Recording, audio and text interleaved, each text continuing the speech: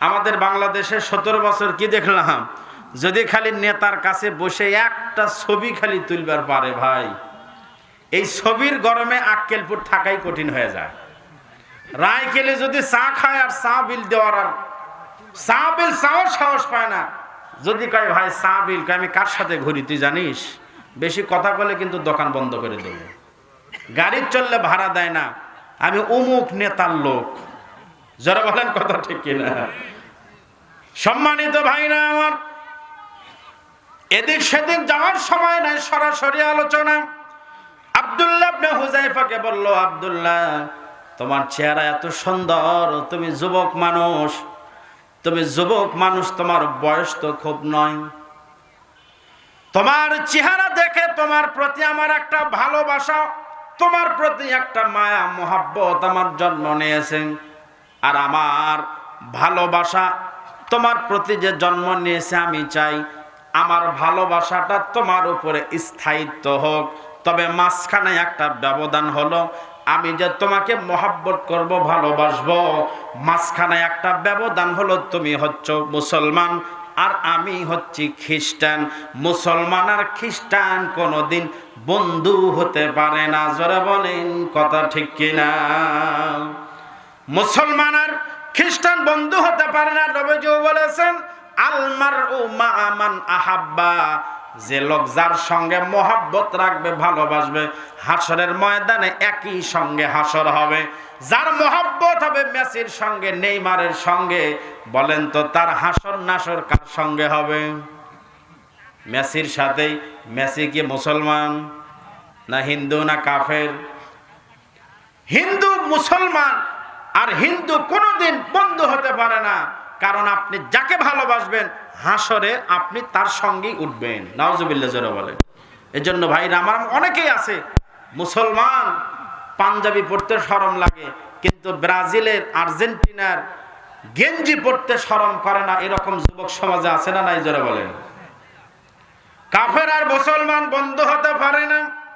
বাদশা ডাক দেয়া বলল, আমি চাই তোমার মাঝে আর আমার মাঝে এই ভালোবাসাটা আরো গভীর হোক, কিন্তু মাঝখানের এই ব্যবধান থাকা যাবে না। আর তুমি যদি তোমার মুসলমানের ধর্ম বাদ দিয়া আমার খ্রিস্টান ধর্ম তুমি যদি মেনে নাও, তাহলে তোমার জন্য বড় বড় 3টা পুরস্কারের ব্যবস্থা আছে। যারা বলেন কয়টা? 1 নাম্বার পুরস্কার হলো, তুমি আমার ভালোবাসার মানুষ জেলখানায় বন্দী থাকবা, এটা কোনো দিন হতে পারে না। 1 নাম্বার পুরস্কার হলো, তুমি মুসলমান ধর্ম বাদ দেওয়ার সঙ্গে সঙ্গে তোমাকে আমি জেলখানা থেকে মুক্ত করে দেব। শুধু তোমাকে নয়, যত মুসলমান অ্যারেস্ট হয়েছে সমস্ত মুসলমানকে আমি আমার এই জেলখানা থেকে মুক্ত করে দেব। এটা হলো 1 নাম্বার পুরস্কার।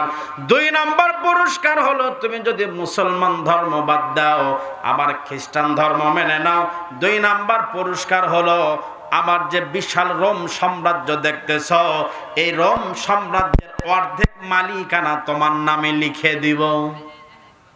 প্রস্তাব ভালো না খারাপ? ছোট না বড়? 3 নাম্বার পুরস্কার হলো, তুমি মুসলমানের ধর্ম বাদ দিয়ে যখন খ্রিস্টান হয়ে যাবা, ওই সময় তোমার জন্য মুসলমানদের কাছে যাওয়াটা নিরাপদ হবে না। এই জন্য আমি চাই তোমার আর মুসলমানদের কাছে ফেরত যাওয়া লাগবে না। আমার একটা সুন্দরী রূপসী যুবতী একটা মেয়ে আছে, বিয়ার উপযুক্ত। আমার মেয়েকে দিয়া তোমার বিয়া দিয়া আমি তোমাকে জামাই বানায় রাখতে চাই। বলেন তো 3টা প্রস্তাব ভালো না খারাপ? কথা বলেন না একেবারে, ভালো না খারাপ? এমন 3টা প্রস্তাব। 1 নাম্বার, জেলখানায় থাকা লাগবে না।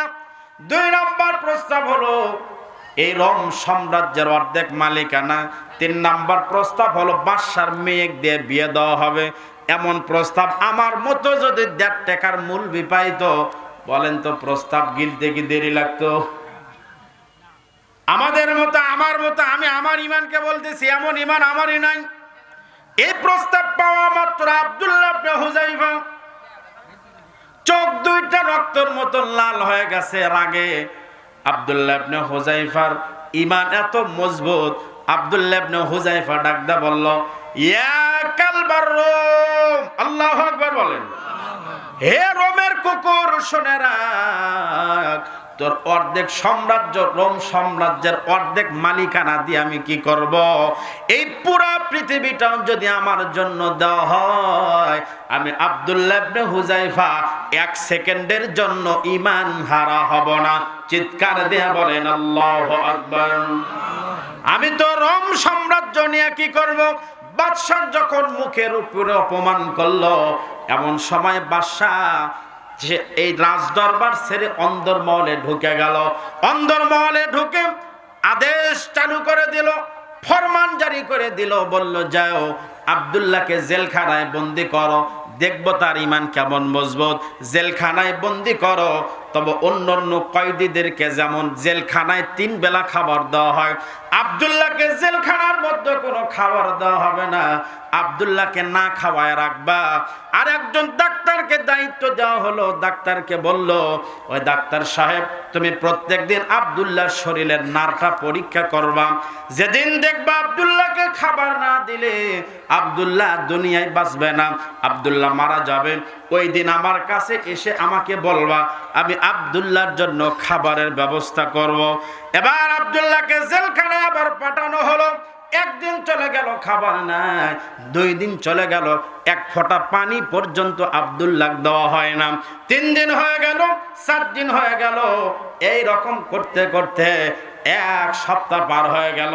আমাদের অনেক ভাই আছে, আমাদের অনেক ভাইরা আছে, 1 ঘন্টায় কিন্তু খাবার যদি দেরি হয় সহ্য করতে পারে না। এরকম অনেকেই আছে না নাই? যারা বলেন, জমির থেকে কাজকর্ম করে বাড়িতে আসছে, বাড়িওয়ালি বলতেছে কোনো কারণবশত 1 ঘন্টা একটু পাক করতে লেট হয়েছে। অনেক ঘটনা এমন আছে, অনেকে আছে রাগের মাথায় ক্ষুধা সহ্য করতে না পারে বয়েক পর্যন্ত মারে। এরকম ঘটনা আছে না নাই? 1 ঘন্টা খাবার সহ্য হয় না।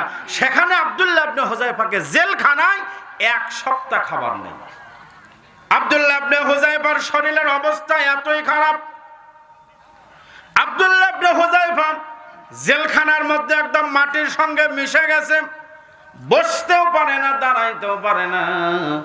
1 সপ্তাহ হলো না খাওয়া। বাদশার নাটটা পরীক্ষা করে দেখলো, এই মুহূর্তে আজকে যদি আব্দুল্লাহর শরীরে যদি খাবার দেওয়া না হয়, তাহলে আব্দুল্লাহ দুনিয়া থেকে বিদায় নেবে।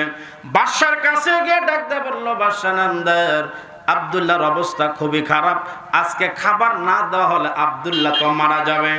বাদশা এবার আব্দুল্লাহর জন্য খাবারের ব্যবস্থা করলো। 1 নাম্বার আব্দুল্লাহর জন্য গোশতের ব্যবস্থা করলো, 2 নাম্বার পানির ব্যবস্থা করলো। খাবারগুলো নিয়ে এবার আব্দুল্লাহর কাছে যখন ডাক্তার সাহেব খাবারগুলো নিয়ে চলে গেল, এবার আব্দুল্লাহ 7 দিন পর না খাওয়া মানুষ, তার সামনে যখন খাবার দিল, 7 দিন পরে সামনে খাবার পাইলে বলেন তো যাচাই বাছাই করার কোনো সময় আছে? কোনো সময় আছে? যাচাই বাছাই করার কোনো আমরা সময় নিতাম না। আব্দুল্লাহ ডাকদা বলল, ডাক্তার সাহেব, আপনি যে গোশত নিয়ে আসছেন এটা কিসের গোশত? ডাক্তার ভালো করেই জানে এটা যেমন তেমন গোশত নয়, এটা হলো শুয়ারের গোশত। শুয়ারের গোশত খাওয়া জায়েজ আছে? গরুর গোশত খাওয়া জায়েজ আছে? আছে। মুরগির গোশত আছে। মরা মুরগি খাওয়া যাবে? হারাম। তাহলে শুয়ারের গোশত খাওয়া হারাম, গরুর গোশত খাওয়া হালাল, মরা মুরগি খাওয়া হারাম, জেতা মুরগি খাওয়া হালাল, সব ঠিক আছে।